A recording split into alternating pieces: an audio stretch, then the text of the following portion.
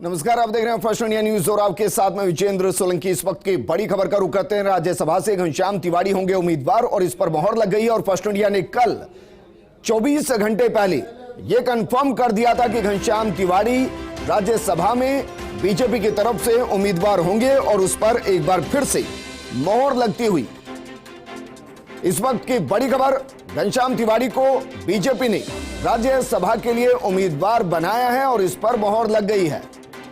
घनश्याम तिवारी जिनकी पृष्ठभूमि बीजेपी के साथ रही, जनसंघ के साथ रही, संघ के साथ रही, लेकिन बीते चुनाव 2018 से पहले वो बीजेपी से अलग हुए। दीनदयाल वाहिनी के नाम से उन्होंने अपने संगठन का गठन किया और पूरे राजस्थान में टीम तैयार की। चुनाव में उतरने से पहले कांग्रेस के साथ वो चले गए और जयपुर के अंदर ही उन्होंने बाकायदा कांग्रेस को ज्वाइन किया। चुनाव लड़े 3 बार, उससे पहले सांगानेर से वो जीते, लेकिन उस चुनाव में हार गए। वापस कांग्रेस से मोहभंग, बीजेपी में आए। मेरी सहयोगी और दिल्ली न्यूज एडिटर अदिति नागर जुड़ गई हैं। अदिति, एक बार फिर से फर्स्ट इंडिया बाकी तमाम चैनल से 2-3 मिनट नहीं बल्कि 24 घंटे आगे कल ही फर्स्ट इंडिया ने बता दिया था कि घनश्याम तिवारी बीजेपी से राज्यसभा के उम्मीदवार हैं। बिल्कुल, आपको बता दें, सबसे पहले तो ये समझें कि ये जो पॉलिटिक्स है ये बहुत जब अरुण सिंह होते हैं या जेपी नड्डा होते हैं या तमाम लोग जब भाजपा की कोई बैठक के लिए या किसी दौरे के लिए राजस्थान आते हैं तो कभी एक तस्वीर आती है कि एक ही गाड़ी में सब लोग हैं, तमाम चीजें हैं। लेकिन घनश्याम तिवारी के इस कैंडिडेचर के बाद विजेंद्र, आप ये समझ सकते हैं कि घनश्याम, देखिए, उनको कोई एक ब्राह्मण चेहरा आज से नहीं, उत्तर प्रदेश चुनाव के बाद से एक ब्राह्मण चेहरे को या तो उत्तर प्रदेश में प्रदेश अध्यक्ष बनाना था, या ये बात भी बार बार उठ रही थी कि राजस्थान में भी अगर प्रदेश अध्यक्ष बदला जाए तो ब्राह्मण चेहरा होना चाहिए। उसके बाद राज्यसभा की बात उठी अरुण चतुर्वेदी की। अरुण चतुर्वेदी पहले प्रदेश अध्यक्ष भी रह चुके हैं, यानी उनकी दावेदारी प्रदेश अध्यक्ष के लिए भी थी और एक सीनियर चेहरे के रूप से राज्यसभा के लिए भी थी। लेकिन अरुण चतुर्वेदी आते हैं, वसुंधरा से करीबी माने जाते हैं। घनश्याम तिवारी, हम पूरा इतिहास जानते हैं कि कैसे वो नाराज थे, फिर वो चले गए, फिर उन्होंने 2018 में मोदी के खिलाफ प्रचार प्रसार भी करा, तमाम बयानबाजी भी करी, उसके बाद वो वापस आए। लेकिन ये बात साफ थी कि जब उनको वापस लिया गया, वो वसुंधरा राजे के विरोधी माने जाते थे, सतीश पूनिया ने उनको वापस लिया। सबसे बड़ा सवाल है, 74 ईयर्स के ये हैं, 75 साल को रिटायरमेंट एज मोदी जी ने कहीं ना कहीं इंडिकेट कर रखा है।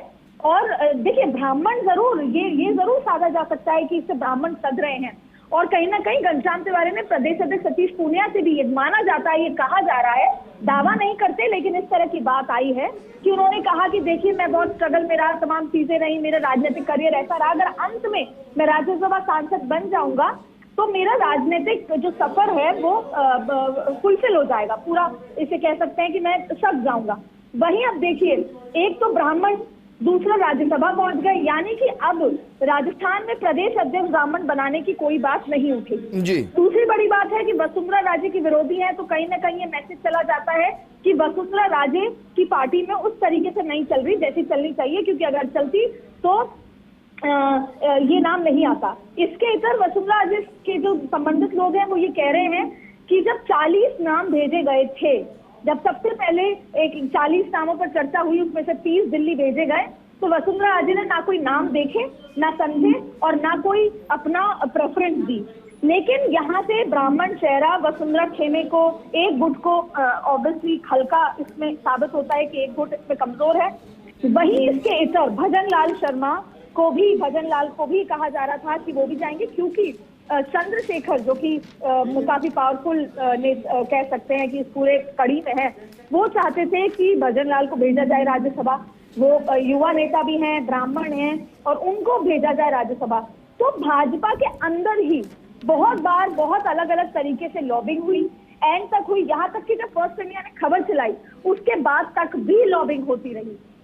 तो ये जो नाम है इसके पीछे तमाम तरीके के समीकरण थे। एक बार ये हुआ कि अरुण चतुर्वेदी को भेजा जाए तो बेहतर हो, मुकेश दधीच तक का भी नाम आया, लेकिन उनको नहीं भेजा गया क्योंकि वही जो अभी फिलहाल जो प्रदेश की जो टीम है वो नहीं चाहती थी। तो ऐसे में घनश्याम तिवारी यस-मैन कह सकते हैं। घनश्याम तिवारी वो व्यक्ति हैं जो अब जो अदिति, आपको रोकना चाहेंगे, हमारे साथ खुद घनश्याम तिवारी जी जुड़ गए। घनश्याम तिवारी जी, फर्स्ट इंडिया परिवार की तरफ से सबसे पहले आपको राज्यसभा के लिए नॉमिनेट करने के लिए ढेर सारी शुभकामनाएं। बहुत धन्यवाद भैया। सर, अब राज्यसभा के अंदर प्रतिनिधित्व करेंगे। आपको विधानसभा के अंदर पंडित की तरह ही माना जाता है, जिनको विधायी कार्यों की बहुत ज्यादा जानकारी। इस खबर के बाद क्या माने कि राज्यसभा के लिए क्या कुछ आपने तैयारी की और क्या कुछ खास रहेगा? जी भैया, देखो, सबसे पहले तो मैं केंद्रीय नेतृत्व को बहुत बहुत आभार प्रकट करना चाहता हूँ कि उन्होंने मुझ पर विश्वास किया है, और दूसरा मैं प्रदेश नेतृत्व को भी बहुत बहुत धन्यवाद देना चाहता हूँ जी। तो मेरे से जो भी हो सकेगा, वो जितनी मेरे में क्षमता योग्यता है उसके हिसाब से मैं काम करूँ। 20 घंटे पहले ही फर्स्ट इंडिया ने कल बता दिया था, लिस्ट अभी जारी हुई है। क्या आपको उम्मीद थी कि आपको राज्यसभा भेजा जाएगा? नहीं, मुझे कोई उम्मीद नहीं थी। मुझे तो आपकी खबरों से पता चला, और अब जो पार्टी ने जारी कर दिया उसके बाद मुझे कंफर्म। सर, जिस तरीके से 2018 का दौर रहा, उसके बाद वापस आए और अब राज्यसभा में प्रमुख चेहरे के तौर पर आप रहने वाले हैं, क्या ये तमाम मुद्दे रहेंगे राज्यसभा में? जी, बीजेपी के साथ रहूंगा और बीजेपी के रीति सिद्धांतों के हिसाब से चलूंगा। आपको बहुत बहुत धन्यवाद। शुक्रिया सर हमारे साथ जुड़ने के लिए। घनश्याम तिवारी जी, जो ये मान रहे हैं कि हमारे जरिए ही उन तक ये जानकारी पहुंची है। अदिति, जिस तरीके से नाम की लिस्ट जारी हुई है, उस पर घनश्याम तिवारी जी को भी जानकारी नहीं थी कल तक। हमने फर्स्ट इंडिया ने कल ही इसको ब्रेक किया था। मेरे सहयोगी और जयपुर ब्यूरो चीफ योगेश शर्मा जुड़ गए हैं। योगेश, घनश्याम तिवारी जी की राजनीति को आपने बहुत नजदीक से देखा है, 2018 का उथल पुथल भी देखा है, अब उनको राज्यसभा भेजा जा रहा है। इसको आप राजस्थान में बीजेपी और बीजेपी के साथ ब्राह्मण वोटर्स के कनेक्शन के साथ कैसे जोड़कर देखते हैं?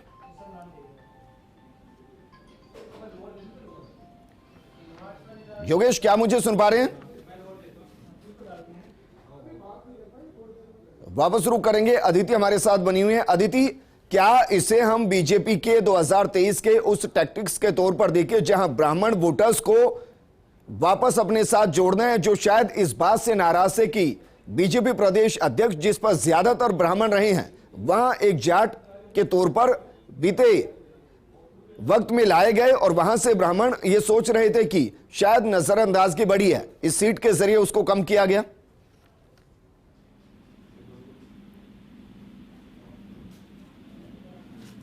वापस जोड़ने की कोशिश करेंगे, लेकिन इस वक्त की बड़ी खबर हम आपको बता रहे हैं, और बड़ी खबर यह है कि घनश्याम तिवारी बीजेपी की तरफ से राज्यसभा में उम्मीदवार होंगे। फर्स्ट इंडिया ने 24 घंटे पहले इस खबर को ब्रेक किया था और कल ही आपको बता दिया था कि बीजेपी की तरफ से घनश्याम तिवारी राज्यसभा जाएंगे। मेरे सहयोगी और ब्यूरो चीफ योगेश शर्मा जुड़ गए। योगेश, आवाज आ रही है आप तक? हाँ जी।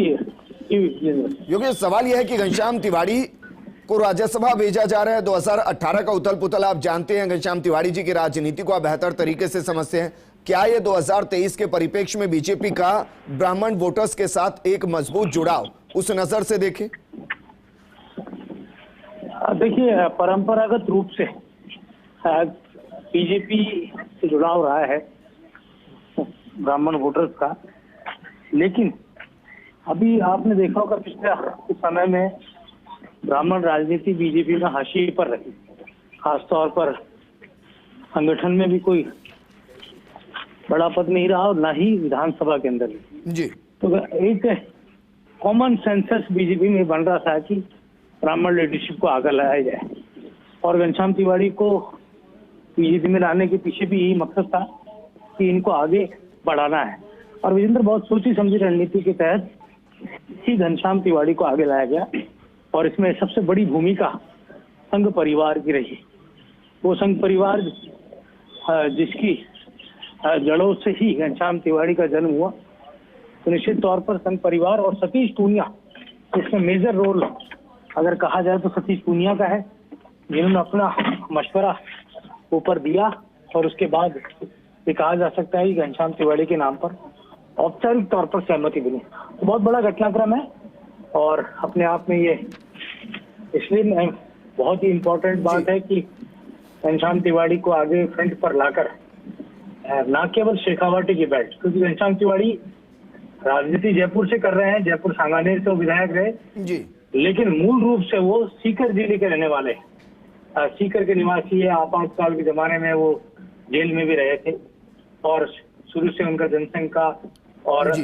संघ परिवार और बिल्कुल योगेश, वापस आपके साथ जुड़ेंगे हमारे सीनियर एडिटर सुधांशु माथुर जी भी जुड़ गए हैं। सुधांशु माथुर जी, फर्स्ट इंडिया सियासी और पॉलिटिकल खबरों के लिए खुद को सूरमा कहता है और 24 घंटे पहले इस खबर को ब्रेक करके ये एक बार फिर साबित किया कि हम बाकी रीजनल चैनल से पॉलिटिकल खबरों में बहुत आगे हैं।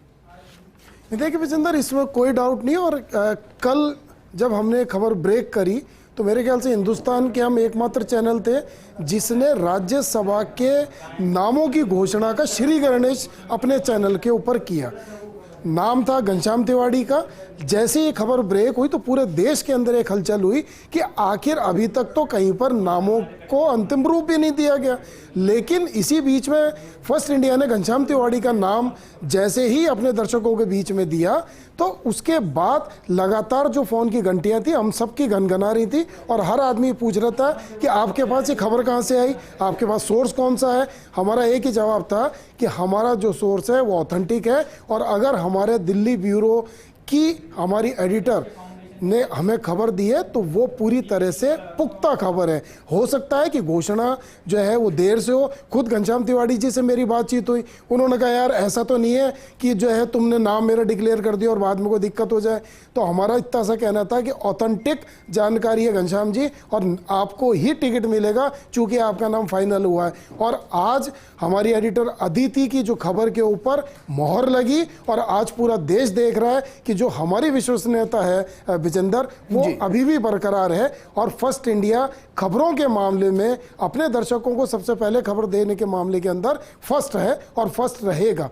और अभी आने वाला समय चुनावों का है तो हमारे दर्शकों को एक बार फिर जो है इस चीज़ का इंतजार करना चाहिए कि फर्स्ट इंडिया जो है लगातार चाहे 2023 का चुनाव हो चाहे आने वाला 2024 का चुनाव हो, उनको सबसे पहले इसी चैनल के ऊपर सबसे पहले खबर मिलेगी जिस खबर का वो हर पहर इंतजार करते हैं। तो हम पहर से पहले यानी कि समय से पहले उनको खबर देंगे जैसे कि हमने राज्यसभा चुनाव के अंदर दी। जी, अवसर